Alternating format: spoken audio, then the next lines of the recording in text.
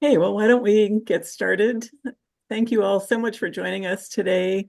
My name is Michelle Rapp, and I'm the Associate Director of Alumni Career Strategy in the Office of Alumni Relations. And I put on programs such as webinars, some live events. I oversee the networking platform called NU Source, and I do some one-on-one career coaching with alumni. But I know this is a time of people navigating career uncertainties, some possible layoffs or some real layoffs. And there's also the potential that new and good things can come out of these times. So that's why we're all here today as well. And also that you have your Northeastern Network and programs such as this as a resource to you.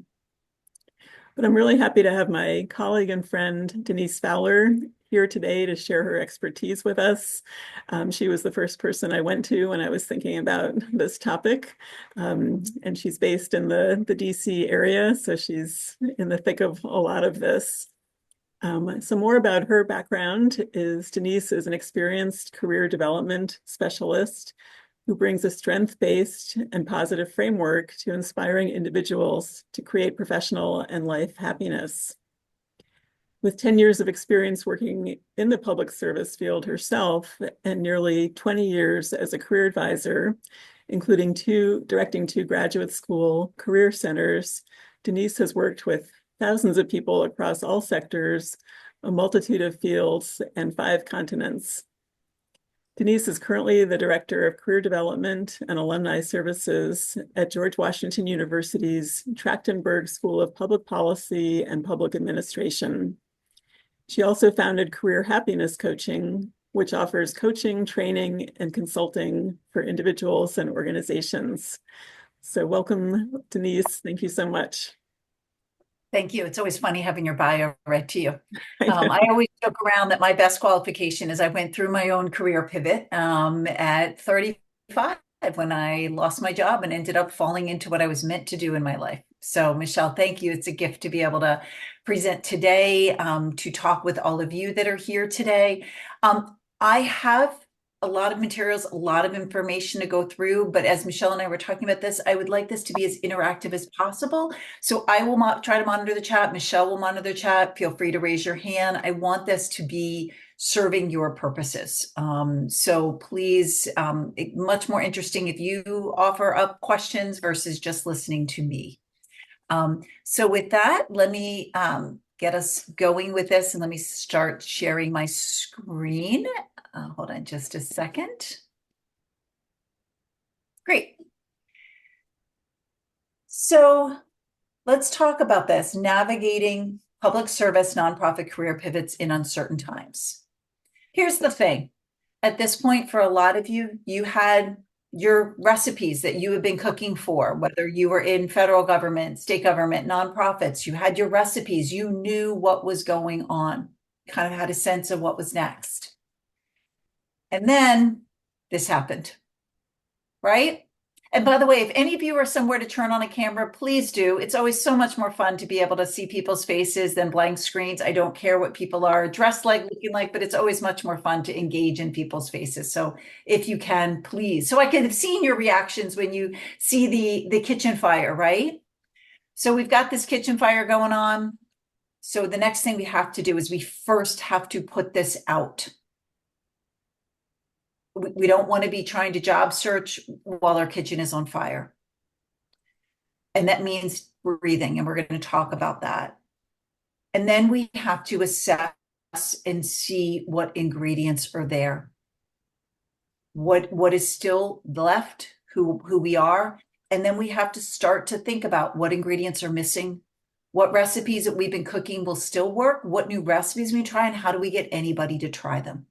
I think a lot in metaphor. So this is kind of where I'm coming from in thinking through some of this here with you today. So the next thing I want to say to you is time for a little tough love. You got to get over this. This is just the reality of life, right? I don't know of anybody, I've worked with thousands of people, and I don't know of anybody who ever said, are you able to see the slideshow right now? Yes. Okay.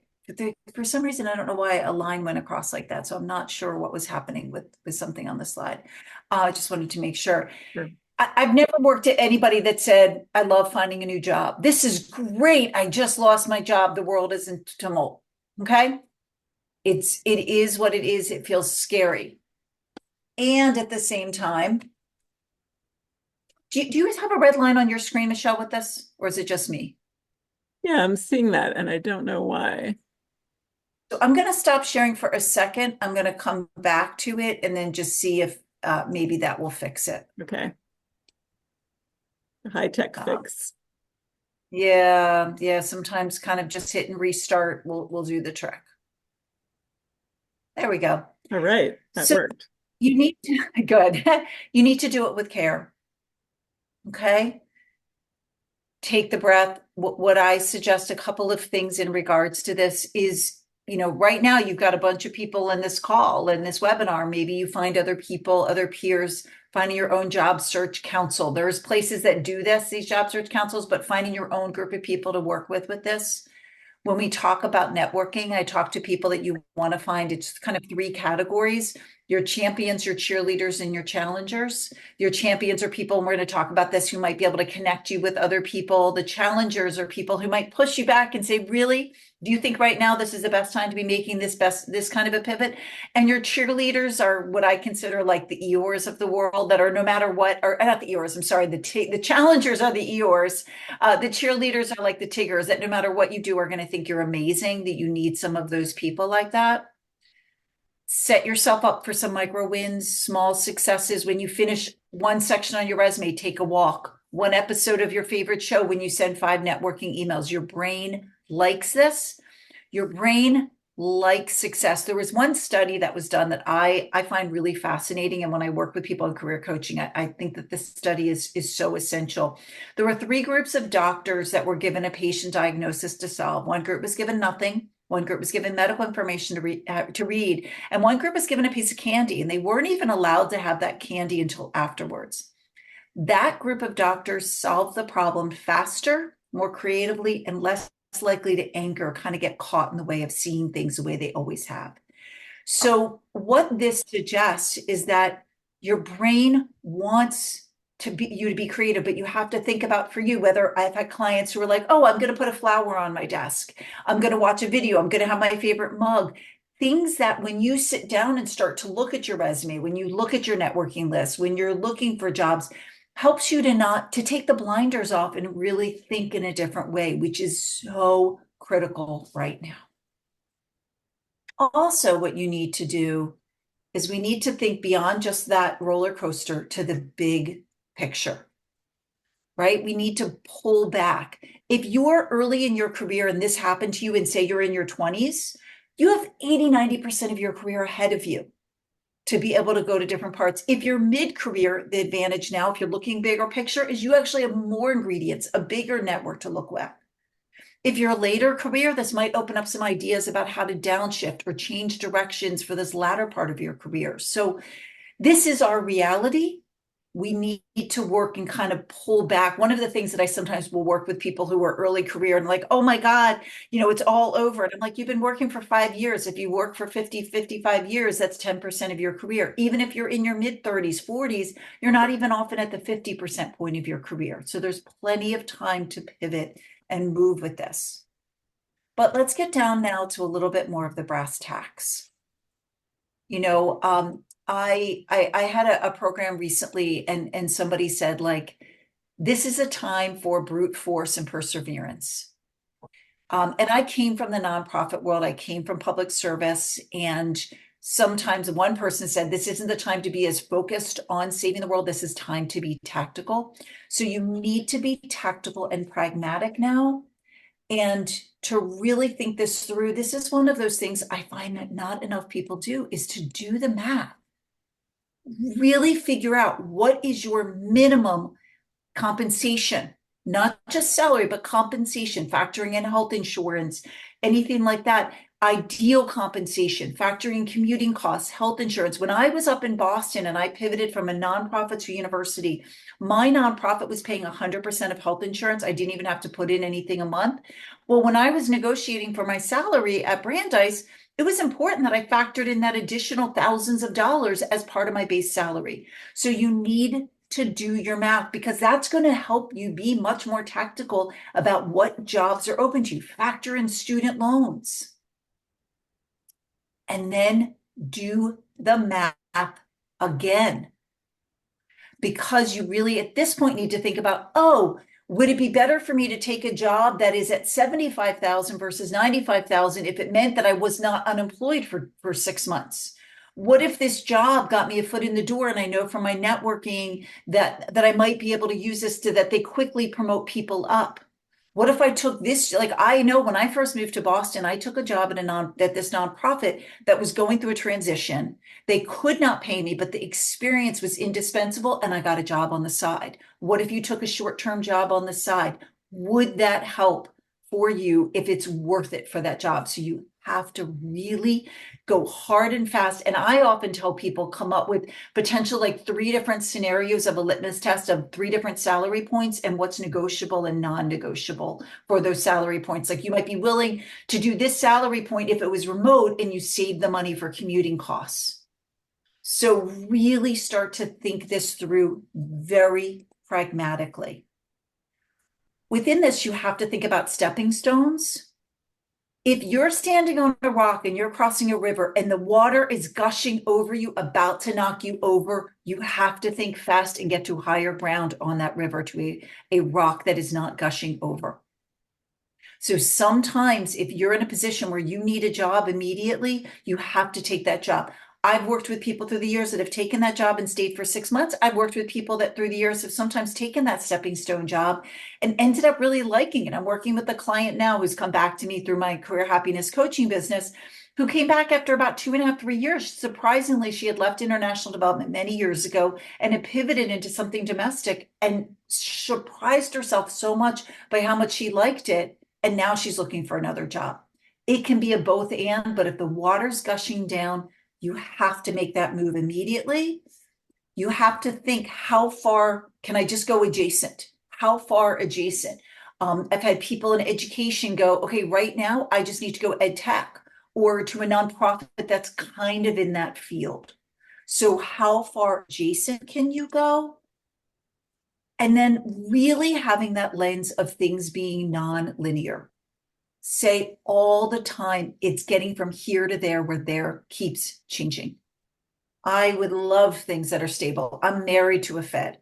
I like stability, but that is the reality and we don't know what's going to happen. So you have to figure out how to be with what is and be as marketable as possible. I talk to people all the time about this, is that what ingredients are you acquiring that help you to be as marketable? And then just to add one more curveball to all of this, we have to think ahead of the curve. Right now, in addition to what is happening since this current administration came in, where the changes are very unpredictable, we don't know what's going to happen 6 months from now around the economy. Even before this, from a career perspective, we have been exploring about what jobs are changing because of AI. So as much as you can, and we're going to talk about how to do this to begin to make sure you're constantly thinking ahead of the curve. So now let me get into some more specifics of what I mean by some of this. So kind of on one half of it, I get so frustrated when everyone's like, oh, I'm looking at the United Ways or the World Banks, right? Or I want to go move to Austin. Well, you got to stop thinking about the big name organizations, the big towns and counties. Think about other things. Think about if you're working in research, universities. Now, some universities right now, we don't know what's going to happen in that situation. But if you think about that, community colleges are much more stable right now. Associations, depending, DC is huge in the association world, but a lot of association jobs are all over the country. Their revenue, you want to be thinking about those kind of financially stable organizations. Their revenue is coming from places, in a lot of cases, that are different, right? So they're stable. mission-based companies, state, local, and quasi. However, again, we want to think about, there has been talk that down the road at the end of some of these fiscal years, some of these local governments might not be doing as much hiring as they are doing. Hyper local into your community, contract, temporary gig. I was working with a student recently who was just laid off, and we talked about this might be a great time for her to explore after graduation to go work abroad. She's interested in international development. She still wants to work in that space. This is the opportunity for her. So that's one side of the equation of thinking ahead of the curve of what we can't anticipate. But then the other side of this curve is, where is the market going? What are some places that you could anticipate down the road that are going to be the fields that are happening? Obviously, so I'm actually for GW running a panel tomorrow on the role of AI in public service. How is that going to be showing up? Supply chains, we begin hearing that business development, no matter what sector you're in, is always going to be needed. So really thinking about, kind of outside of what everybody else is thinking. So I don't see any questions yet, so I'm going to keep going forward. Right now, I always say you have to know your competition. Right now, the competition is even harder. This is not the time to be doing jobs where you are sending mass number of applications out and not realizing the competition and doing things where your resume is not aligned. You don't have contacts. You have to be smart about what your competition is. We're going to talk more about that. Looks like, let me just check here. A question came in. Oh, nope, you were just putting that in there. Okay. And then the second piece with this is you need to know your competitive edge. Even if you're young and you're like, oh, I don't have as much experience as somebody else, you still have a competitive edge. What is it about the way you are, the way you do your work? A way to always answer that I push people to say is, if you were in an interview and they asked you, we're interviewing 3 other candidates, why should we hire you? You want to be able to answer that question. You need to be able to tell it in person when you're networking, online, application materials, and interviews. Again, it doesn't have to be that you're a superstar rock star, but it can be that you had experience volunteering in this space. I remember when I was at Brandeis, I was working with somebody who wanted to get disaster relief, and she had gone to Tulane when Katrina hit. That was a competitive edge because she had some lived experience with the work she was doing. So within this, I tell people to always think about tip. This is important throughout the process, and particularly once you get to compensation negotiation, but it's time, information, and power. Right now, if you've already been laid off, time is on the side of somebody else, right? That you're applying to if they don't need the person right away, or if they're just hiring for a position. But if you're employed somewhere and they need someone right away, the time is on your side. But information and power is part of that competitive edge. How much informational interviewing can you be doing to find out about the organization, about this field that you might be pivoting into, and how your skill sets really give a value add? And power throughout the process, from the beginning informational interviews, you're always thinking about, why would they want to hire me? What is it about my background? I always talk about the fact that I came from the field and I have a master's in public policy management. For my work, to me, that gives me a competitive edge. So thinking through all of these to take the time. If you said, why should we hire you?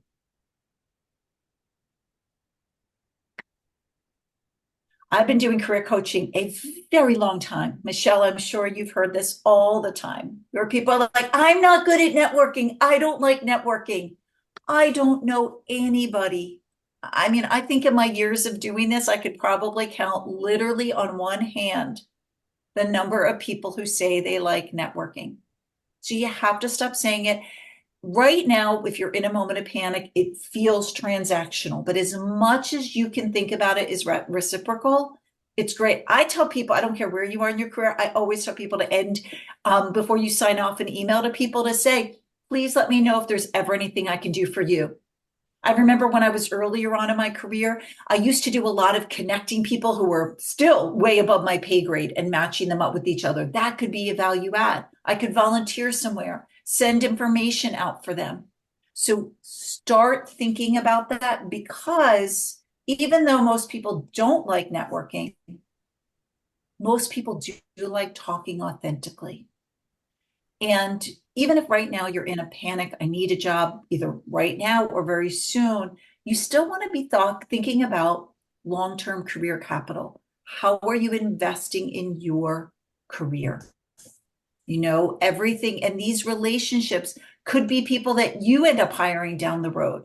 And I love, this was from a study that I think is so interesting, that talked about having a large open network is a huge differentiator, not just in landing jobs, but in compensation, evaluation, and promotion. So, and we're going to talk about LinkedIn next, but everybody kind of gets caught up in the, oh, I'm going to focus on my first degree connections. Well, that's great because they might know you well, but they're not the ones that are really going to have the most influence in getting the jobs. It's going to be once you get to second and third. It doesn't always feel easy. And I tell people, don't try to pretend that it's going to. You can name the elephant in the room. You can say to somebody, you know, I know we've never met before, but this is where you need to push through and figure out how to just be okay with it, even if it doesn't feel great. I don't see any questions. I'm going to keep going. LinkedIn. Now people are like, what? Stop wasting your time on LinkedIn.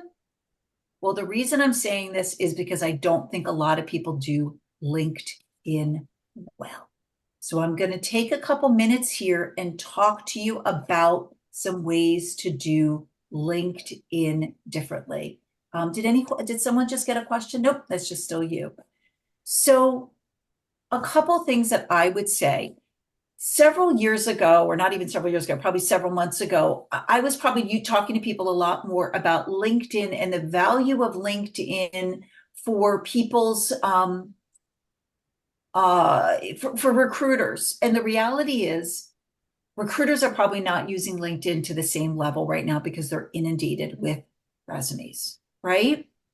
There are ways that you can use LinkedIn to help you identify new people, super connectors, companies, employers, all of that. So I'm just going to show you one that I think is a really cool tip that I did just a quick search on before we came. And a lot of people don't think about doing this, is that if you notice here, I just put in program analyst jobs, but I went to posts, not to jobs. And you could even say, okay, let me see in the past week, who's put the word program analyst jobs. And what's great about this, when you search this way by titles, you're going to actually find out who the hiring person is.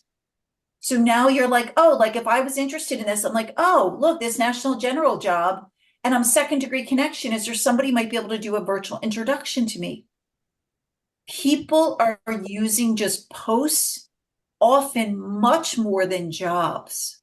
So it is a great way to identify people. So is anybody willing to, I'm going to go to something here. Is anybody willing to kind of be a guinea pig right now? Come on, raise your hand. For what?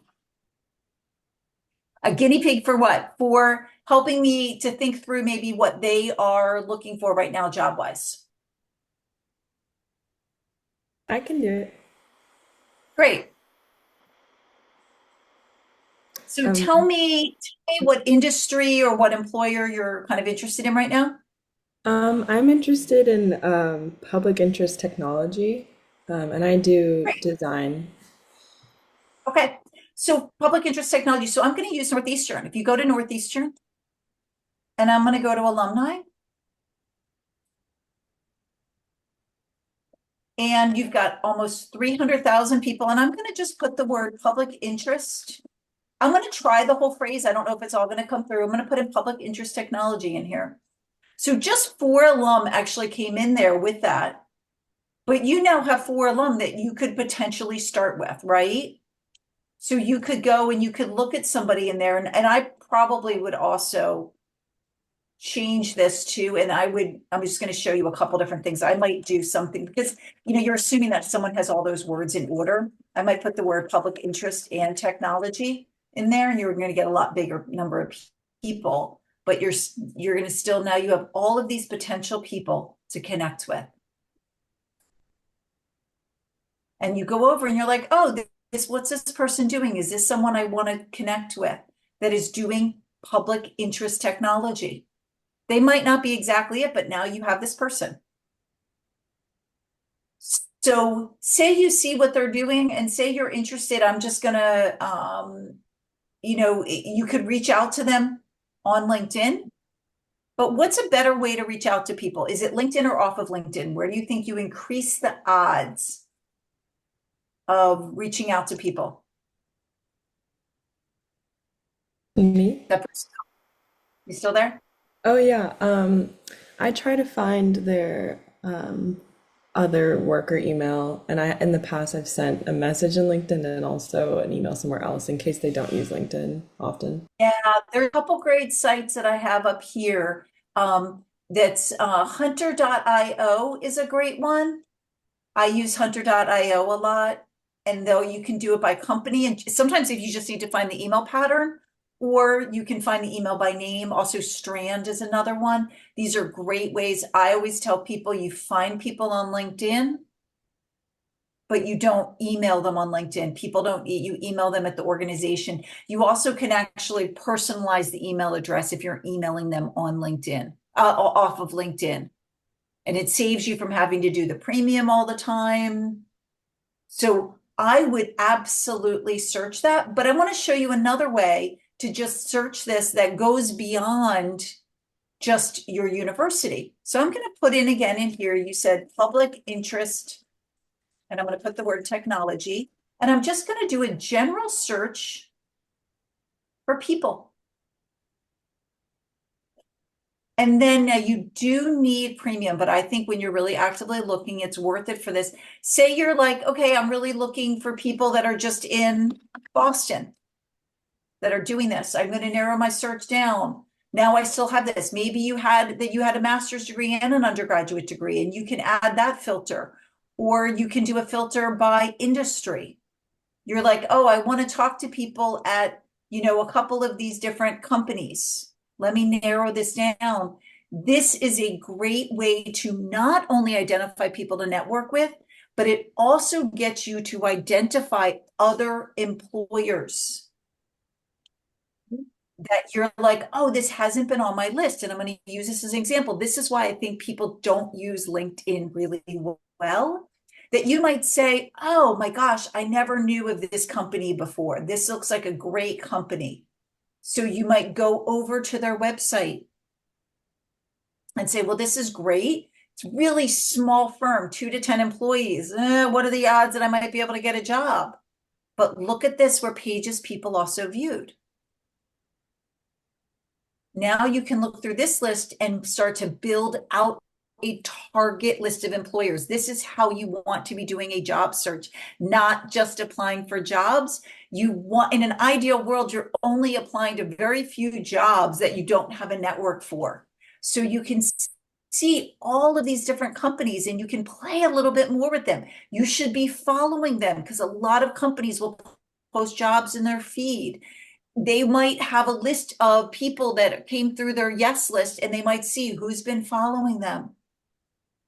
You also can do this if you look at people's career paths, like we were looking at this person's path, and you might say, well, where else has this person worked? What they're doing now is exactly what I want to be doing.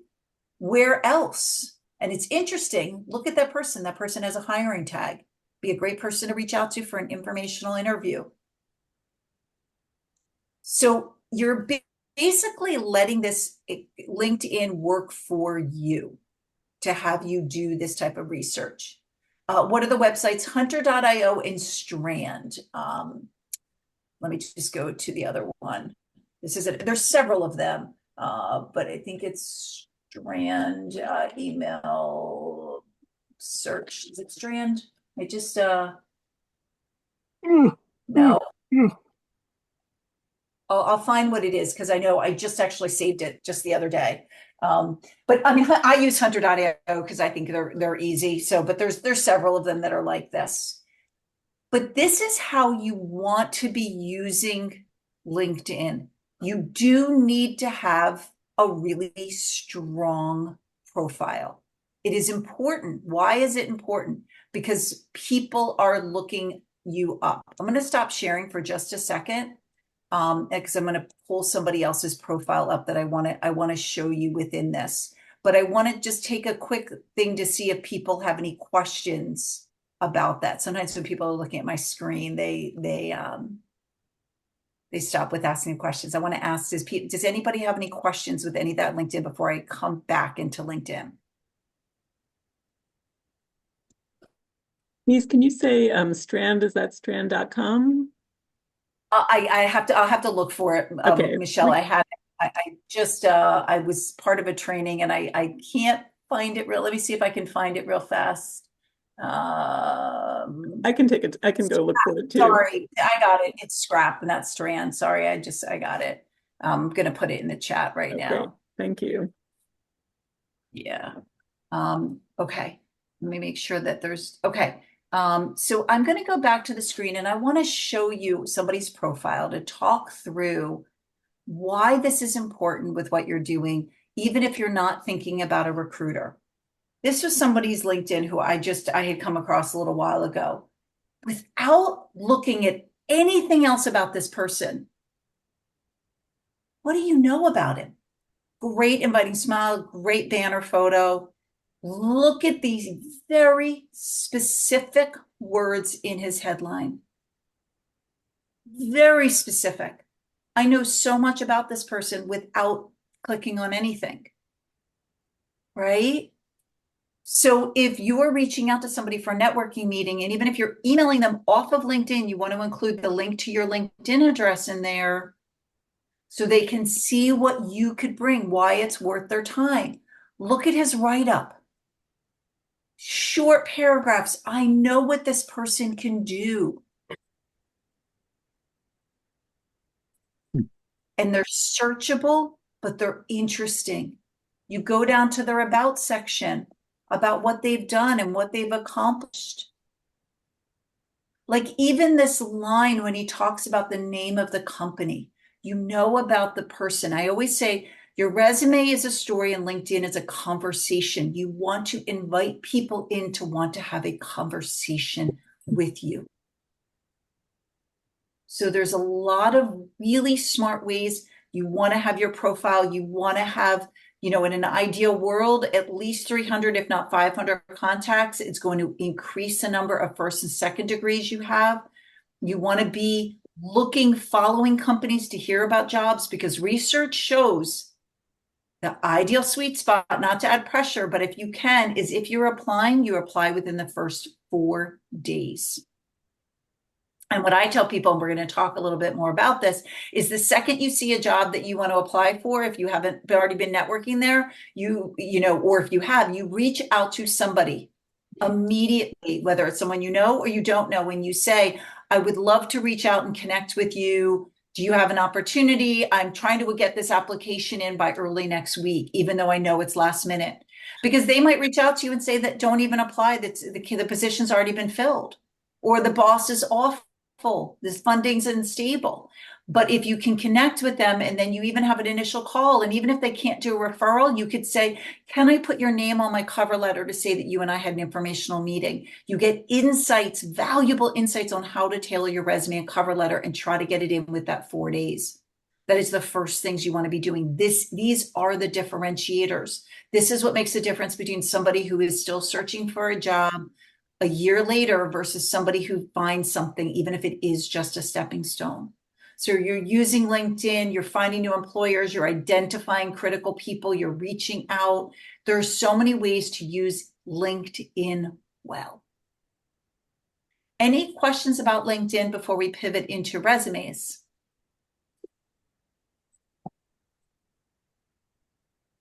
Hi, this is Christopher. On that point, how do you balance like waiting to have an informational interview with someone at a company, that means you're applying later versus like getting your application in and then having the meeting. Yeah, I usually, when I send an email out, I recommend you email somebody and you email if you have five, connections or three that are Northeastern, two that are cold, whatever, you email all those people that day that you see the job. Again, knowing that the job could have been posted before, but if you can, and name the elephant in the room. Well, I know that this is last minute, Michelle, and you and I have never met. I'm really interested in working at Northeastern. So recommended I reach out to you. Would you happen to have just even 10, 15 minutes? I would love to even quickly talk to you before I'm in full transparency. I'm looking to apply for this position. If I don't say today's Wednesday, if I don't hear back from her by say Friday at noon, I might send her another light touch email. Michelle, I'm sure you, again, naming the elephant in the room, making it easy for them to say yes, but comfortable if they need to say no. I know this was really last minute. Would you by chance have any time? I'm looking to get my application in by close of business on Monday.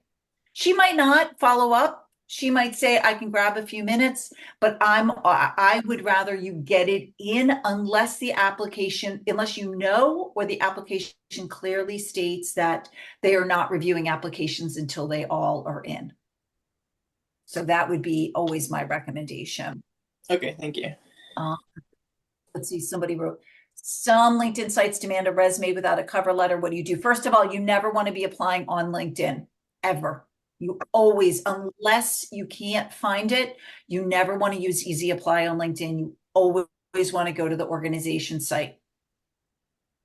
That is something that I hear all the time from HR.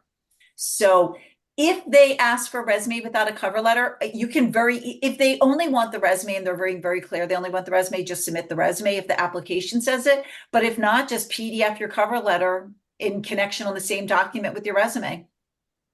Unless, again, they're asking you to plug the information into fields, then otherwise and that's true for all sites like that.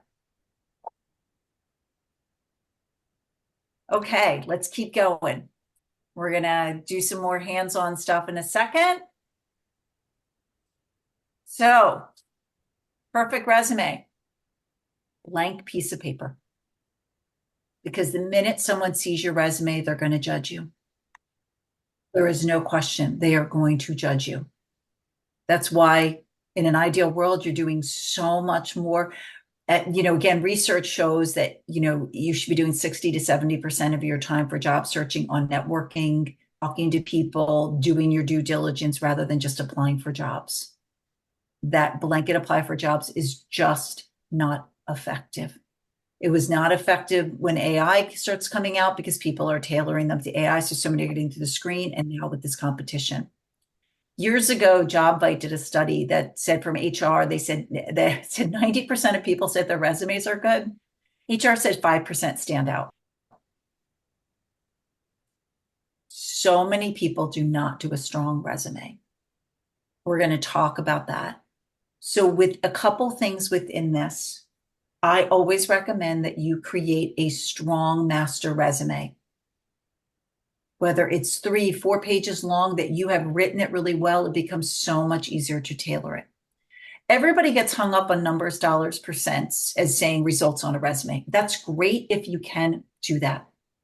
But there's two other things, particularly I find for people in nonprofits and public sector, any types of public service work, that I think it's harder to sometimes quantify things. And these other two are just as valuable. The first one is context. Only staff member consistently asked to present to the board.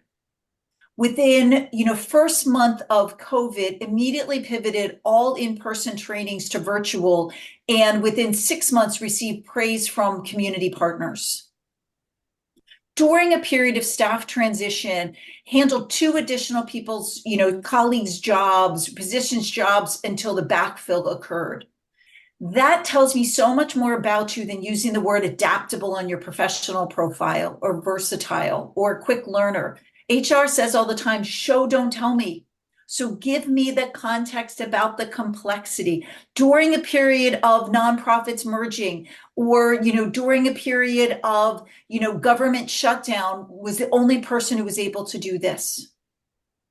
Then the other way that's really strong is Tell me about a problem you solved, a process you identified, and it doesn't have to be big, right? Like I was working with someone a while ago and they were like, identified a lack of bilingual community resources and worked with members to do X, Y, and Z.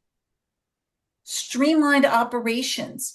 And as much as you can to identify the I in this, you don't use the word I on your resume, but worked with a team on this community project, took the lead on this gap in services.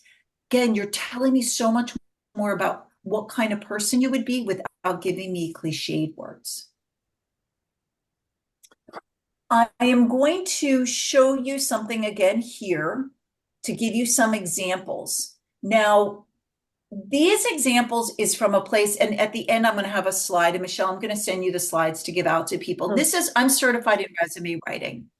I am not a resume writer. There are people this is all they do, and they run this competition every year from career directors. It's a tough.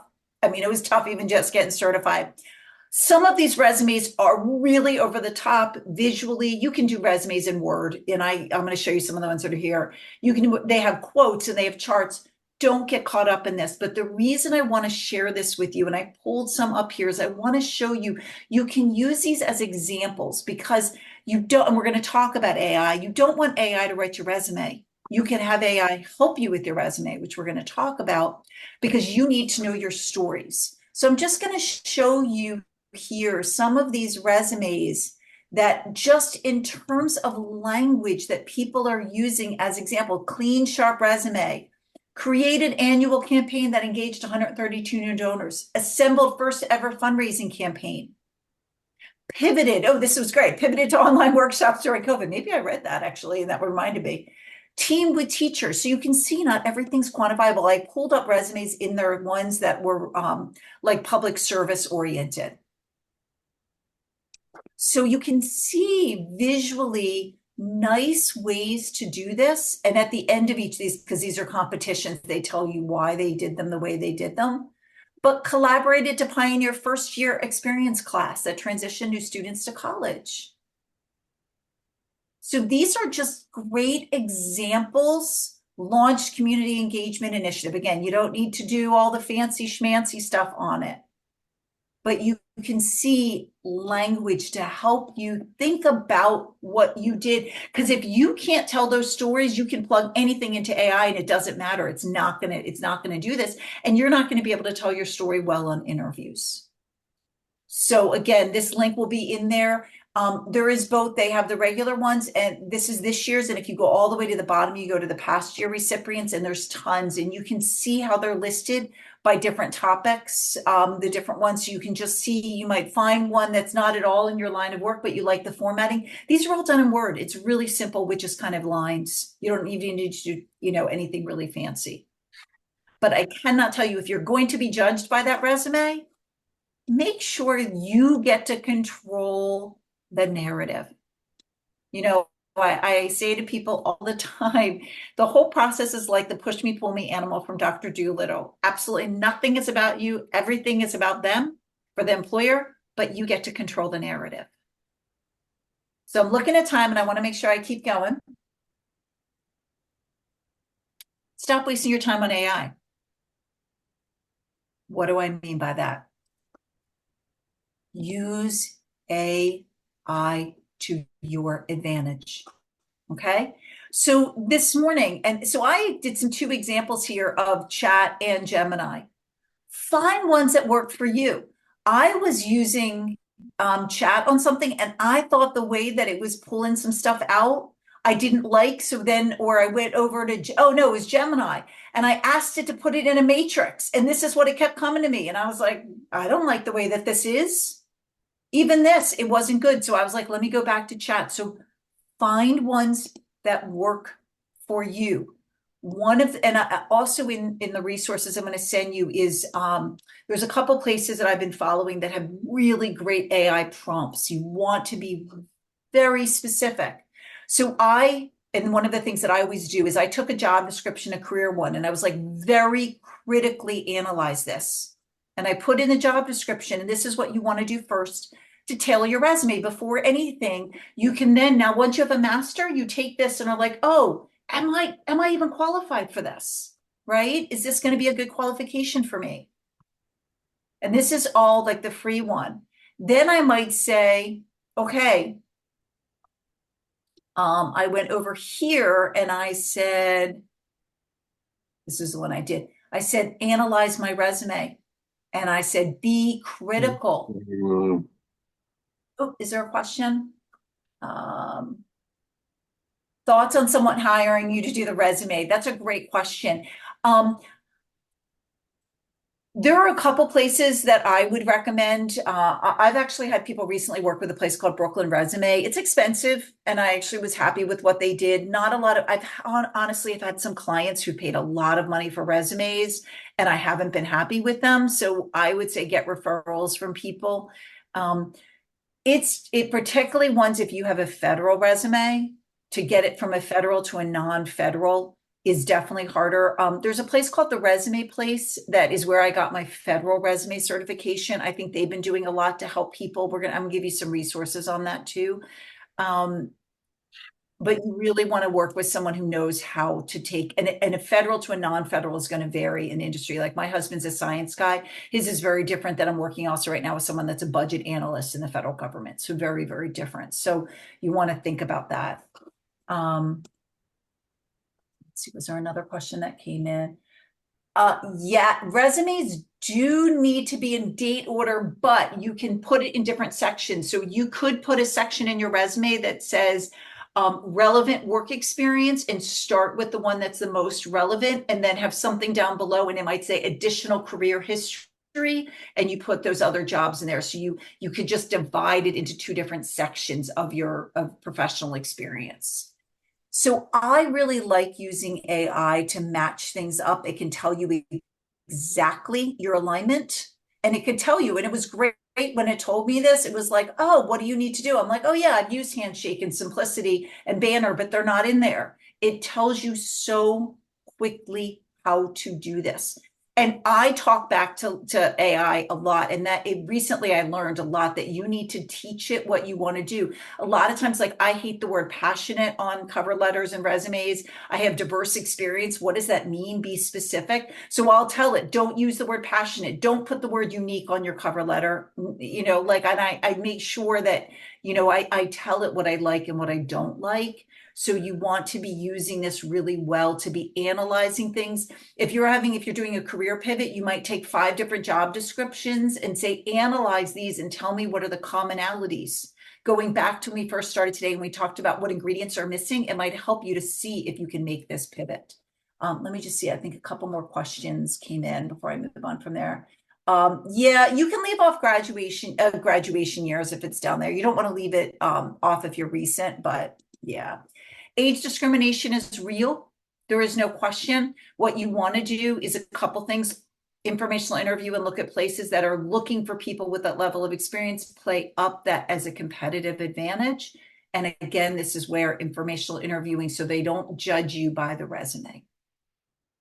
Another really important way to be using AI, in addition to a lot of research, we're not even have the time to get into it, but I use AI a lot to have people, you know, here are some areas that I'm interested in. What are some jobs that might be marketable in this field? What are some keywords I should be looking for? So there's a lot of ways to be using it. One of the ways that I'm always surprised people do not use it is coming up with interview preparation questions. And you can even say, give me better questions. And one of my pet peeves is when people do not have substantive questions to ask people at the end of the interview. This is a game changer for interviews. Game changer for interviews. So you could actually, even that, I didn't even go into it. You could say, do the research on the organization. Tell me what the latest news is at that organization, at that company. Tell me the best questions to be asking. You never want to run out of questions at the end of an interview. You know, I don't care how many rounds of interviews you have, you always want to have substantive questions for people. So let AI help you come up with the really good questions. So you use this well to your advantage. And I am somebody who's not a big technology person. but I use it to my advantage. So let me keep going with this because I'm looking at the time. A couple things in here. Thinking outside the box, what I mean by this and where you really want to be thinking, and I'm just gonna do a quick pop off again, just to show you a couple of things that, again, I'm trying right now to be so creative and innovative with some stuff in here. Reddit, I've been hearing from a lot of people, and I'm not a Reddit person, that there are some really good communities and jobs being posted on Reddit in real time. Particularly, I think younger generations really use Reddit a lot more. I'm in my 50s. I don't really use Reddit as much, but people really love it. So there's some jobs there. Substack has been really great also for posting jobs. So I'm also going to show you, since we're on this site, instead of going back and forth, this will give us time for questions at the end. This site called Career Pivot has had some great resources. So to make sure you're looking through some of these resources, and let me just go here. They have, this is one of the job boards that from a workshop I went to on states, that it's one of the few places I've seen that's consolidated a lot of different state jobs, and this specific site to click through for state government hiring. There's other places, if people have heard, and I'm going to talk about them, like Civic Match is also a great place to be doing this.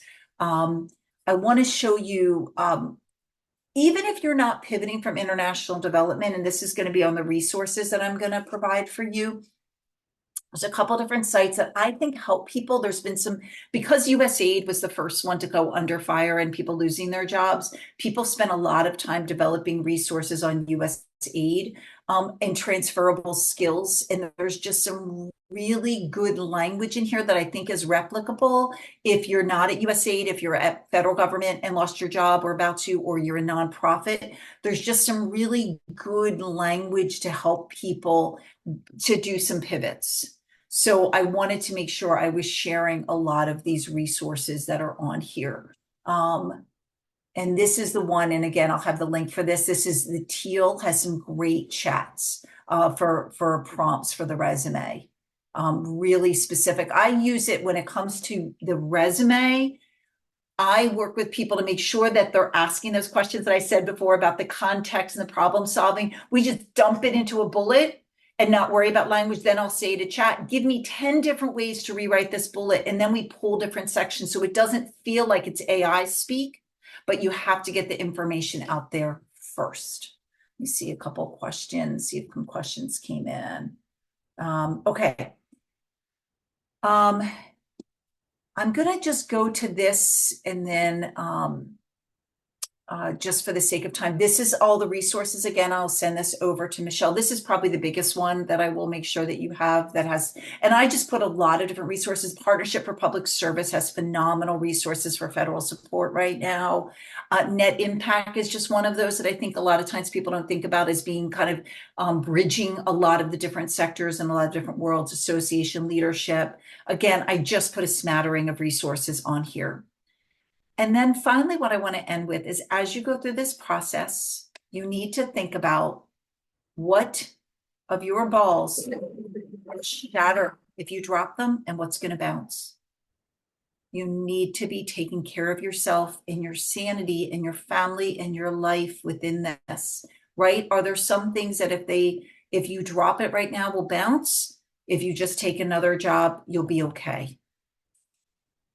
So my contact information is on here right now. I do want to take a pause. Yep, someone said the email to contact you. My email is right in there, dfowler@careerhappinesscoaching.com.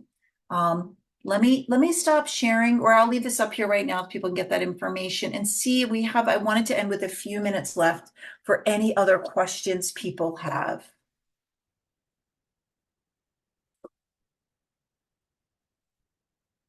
Anything, last questions? I know it was a lot of information I put in here.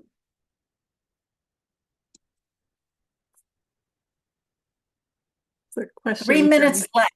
There's a question from Crystal. What was the question? Are you seeing it in the chat from Crystal Ann Abbott? Early career offered to Yes. support me. I would love and tips. Ah, that's great. That's great. What I would say, Crystal, what you want to be doing is you want to think strategically about who you're reaching out to and for what. First of all, I'm a big fan of spreadsheets. So track this, who's helping you, because you want to know and you want to also think about how to give back. Like my big thing is if somebody refers you to two other people, make sure you send that person a thank you note as well as the other ones. But think strategically on the who and as an example, I'm working with a current client right now who's going through a transition. And I suggested, because he still feels kind of unsure about what he wants to do next, talk to people he knows the best, who know him the best and he feels most comfortable, so he can kind of be a little messy, right? So if you need to be messy in the beginning, talk to people who you trust that. So that way, by the time that you're talking to someone who maybe is a boss of a boss who you don't know as well, you have a clearer message. You always want to make sure you have at least an understanding of an ask that's in there. Whether it's they worked at another organization you want to have an informational interview with, whether it's you want to see, could they review your resume, do interview prep, recommend you to somebody, what conferences are they going to? You want to come out there with some ask. You also want to say to them, like if I was talking to Michelle at the end, I might say, Michelle, this was really helpful.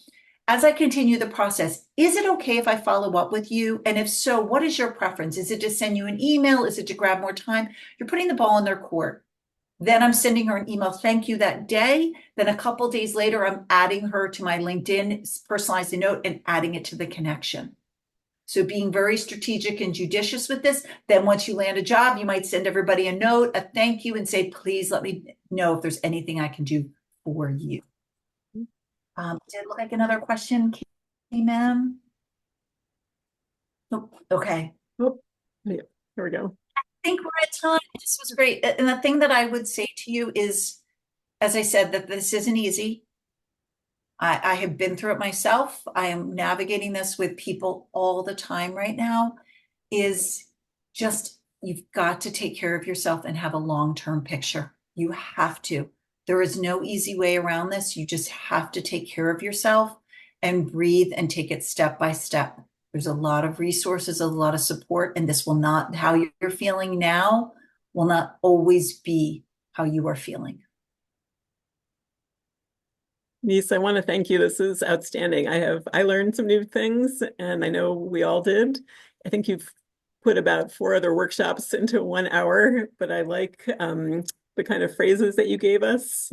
A lot about being strategic, knowing resources, strategic networking, lots of different options for people to explore. And I appreciate all the resources, and sharing your slides will be super helpful.